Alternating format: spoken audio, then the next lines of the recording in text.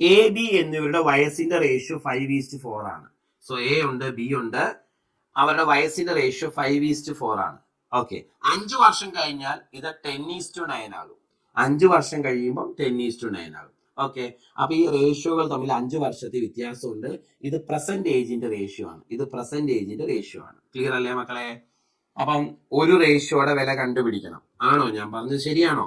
ഒരു റേഷ്യോയുടെ വില കാണാൻ 5 ഇൻറ്റു താഴെ കിടക്കുന്ന റേഷ്യോ ഡിഫറൻസ് 1 ക്രോസ് മൾട്ടിപ്ലൈ ചെയ്യുമ്പോൾ ഡിഫറൻസ് 9×5 45, 10 × 4 40 അല്ലെ?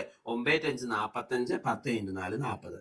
45 40 നമ്മൾ ഡിഫറൻസ് 5 കിട്ടും. അപ്പൊ ഒരു റേഷ്യോയുടെ വില 1 കിട്ടും.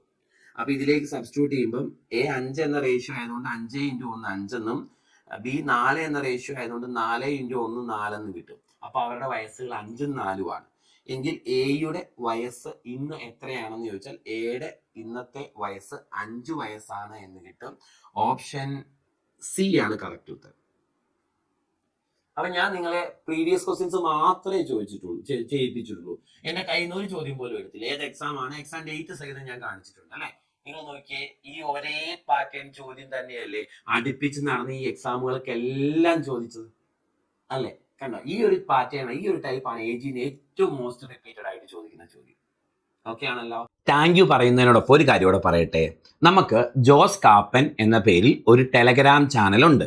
JOSEKAPPEN. ഇത് ക്യാപിറ്റൽ ലെറ്ററിൽ സെർച്ച് ചെയ്യുക, സ്പേസ് ഇടാതെ. അപ്പോൾ നമ്മുടെ ടെലഗ്രാം ചാനലിൽ നിങ്ങൾക്ക് ജോയിൻ ചെയ്യാൻ പറ്റും.